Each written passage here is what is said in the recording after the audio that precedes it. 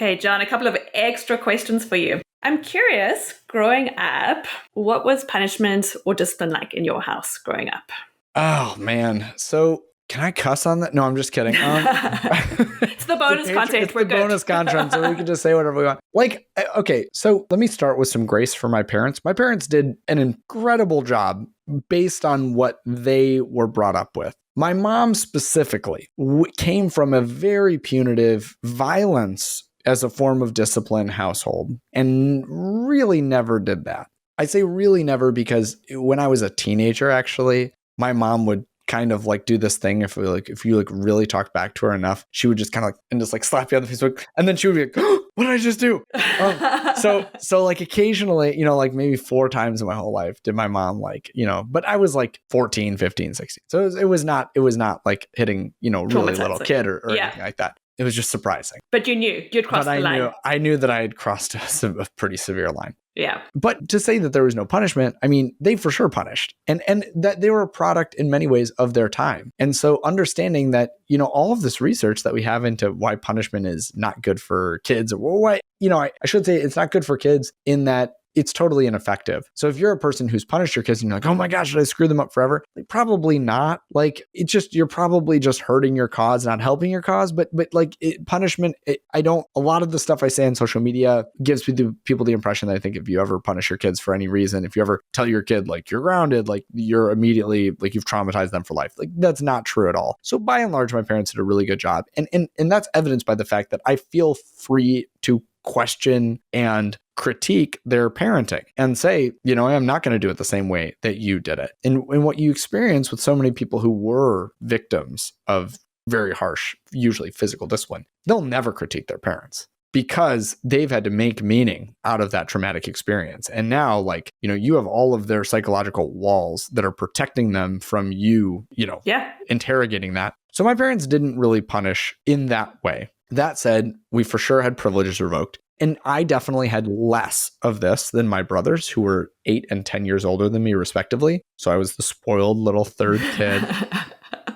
And there's a lot more to that. I was also the kid who did not really have family dinners because both my parents were very invested in their careers by that point. So there's good and there's bad. But in some ways, a lot of this autonomy stuff that I talk about, most of my friends did not have as much autonomy as I did. So as far as the punishments go, I would say, especially when I was really little, they would do some things that I talk about in the book. Like if I was just like, in their words, stalling for bedtime, or if I was really not wanting to go to bed, or I was this and more water and this, and now I'm going to go to the bathroom. Eventually, I was very afraid of the dark. They would just close the door to my room and just be like, cry yourself to sleep. You're done. And this is like, I was like 7 or 8. So they weren't thinking in those moments like, oh, this kid is like being terrorized and traumatized. That was like the most traumatizing thing that they would ever do. And those are, again, small compared to what many people have experienced at the hands of their parents. But eventually they would be done. My dad was a big yeller. This is my problem too. He was a big yeller, and I never really knew where it came from until I wrote the book.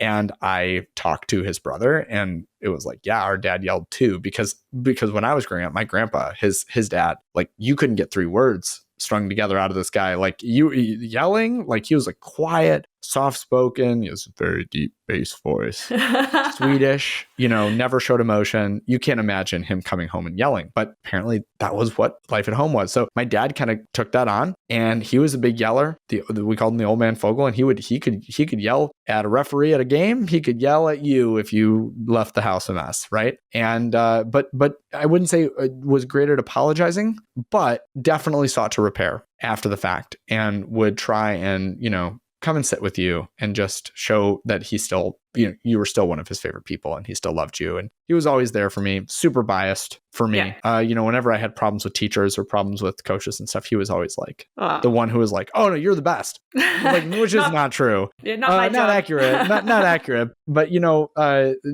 both my parents showed me constantly that they deeply loved and cared about me. And so a lot of their punishments were offset by that fact that I knew, like, oh, but I have this secure relationship. And that's what the research would bear out, as what the research bears out is that the reason why we've been able to punish people for generations and generations and not cause them irrevocable harm is because that relationship covers a lot of that. Like I was about to start quoting like the Bible to you. Love covers a multitude of sins, but like really like this is what it is. Yeah. And so understanding that was my experience. I also, I want to give credit where credit is due there. Yeah. Jon, your wife, when the two of you started having kiddos, were you guys on the same page when it came to parenting? That's hard to say. So my wife is an objectively much better parent than me, which I think a lot of people don't really see that coming when I say that. But a lot of my, I can take you through the process of deconstructing harmful parenting techniques or less ideal parenting techniques because they're my instinct. My wife, who went through many of the same things, type of parenting that I did, didn't respond to that by accepting that and making meaning out of that by repeating it to her own kids. She reacted to that by saying, well, I'm never doing that. So her instincts were, if anything, towards permissiveness. And she can get to a point where she'll snap too. We're both very passionate people, but by and large, her instincts, she didn't need to read any books to know basically the right way to parent effectively. Like she just internally was like, this makes sense. And it makes sense for me because my wife is also like the smartest person that I know. So it's not surprising to me that she intuited good parenting, but because she intuits everything, that's just how she is. So if anything, she leans towards being too permissive and then I have to balance that out. But by and large, when we came to parenting, we were coming from different instincts, but never did I say this is the right way to do it. I was much more like, oh, why do I want to do this? And to have a person who was doing something differently and seemed to be getting equal or better results, I was like, oh, wait, do I need to do this stuff? And a lot of that was happening kind of unconsciously or subconsciously as I talk about in the book. We were going through foster care training to become licensed foster parents. That's basically just parenting training and it's evidence-based parenting training. And so that a lot of that information, I was also reading tons of parenting books because I was going through a counseling program. So as all of that's happening, it was making sense. So it's hard to say, maybe if I had come to this much later, when my oldest was 5 instead of when my oldest was 2, I would have been more entrenched in my ways of saying, no, I think we should do it, this more traditional way. And she would have said, no, I don't think we should. But we never really got to that point. By the time our oldest, who is, I hesitate to say this, but he's the most challenging to parent and always has been. When he was 2, he was much more challenging than my other kids who have been 2. By the time that he was 2, I already knew the punitive stuff wasn't going to work because it was so viscerally rejected by him. And so part of my issue, this morning, as I mentioned on the earlier before the Patreon podcast, I yelled at my kids this morning. It's so hard because it was him who I yelled at, and not to say that I could yelling at the other kids is better, but they can tolerate so much more of that. He's so sensitive. He just crumples, melts. Yeah. When you do that. Also, he's the one who's at this phase at 8 years old where he's really pushing boundaries and doing so sometimes admittedly himself. This morning, he's like, yeah, I just wanted to see how far I could push you until you snapped. And how's that for insightful? Yeah. Yeah. And he was just like, yeah, I just didn't feel like doing what you were saying. And I was like, well, I was trying to protect you. He was like, you didn't say that though. It's like, I just felt like you were trying to control what I was doing. And I was like, yeah, I'm trying to protect you because his little brother is about to bite him or something. Yeah. His little brother's 3. So he bite him or, pick up something like a toy and whack him in the face with him. Right.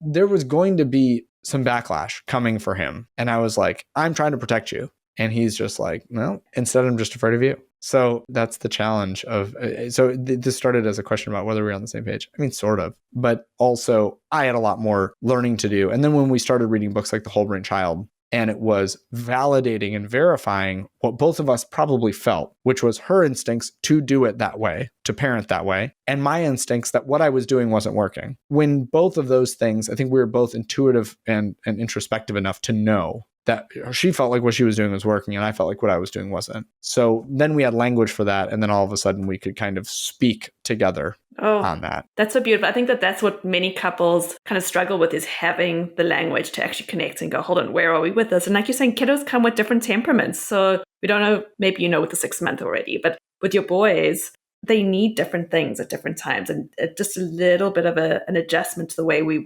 parent them. They do. Well, and in many ways, Tina wrote the foreword to my book, the person who wrote The Whole Brain Child. In many ways, my book is not that different than The Whole Brain Child. If you read both of them, you'd go, oh, this is just kind of more updated in the language. But, I cover boundaries a little bit more. I don't talk about like mindset as much, but by and large, they're very similar books. That said, Tina's and Dan's book, The Whole Brain Child, was not really trying to convince anyone of anything. And it was really very focused on just assuming that parents had the best intentions for their kids, assuming that parents wanted to parent more effectively and just kind of were going to go with what they were saying. My book was written very much to skeptics and people who are skeptical of modern, thoughtful, evidence-based parenting, not necessarily skeptical because they didn't believe that it works. Some, for sure. I definitely go through some process of deconstructing some harmful narratives, especially at the very beginning in the first chapter.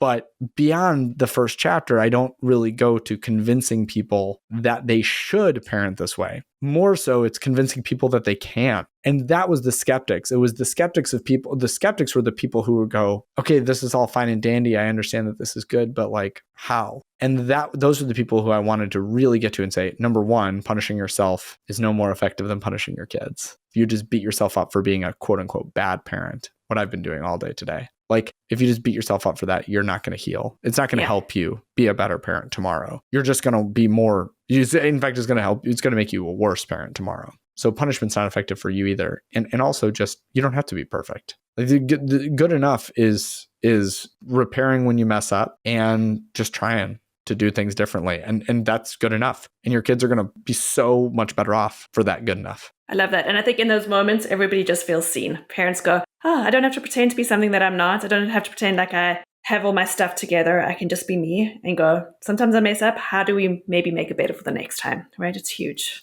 Well, and that's the people who I want to read the book. And it's so hard because when a book is a baby book, my book is still a baby book. It's only been out for 4 months, 3 months. Early on, you're being read by people who are really already like kind of on this journey, people who are already there. My real hope for the book someday is that people who are already there read it, pass it on to people who are at least on the journey towards that. And then those people pass it on to just random parents. Because I think if a random person who had no interest in evidence-based, psychologically healthy parenting, they're just trying to get through the day. I think if they picked up the book and read it, they would feel at the end, wow, this book was really written to me. Because in that is really who the book is written to. And so we have like 175-star reviews on Amazon, which is so awesome. Amazing. I love that. Like, I love that we have that. So exciting. But like the 175-star reviews are from, I recognize a majority of people who already agreed with everything I was going to say in the book before they ever picked it up. My excitement is when the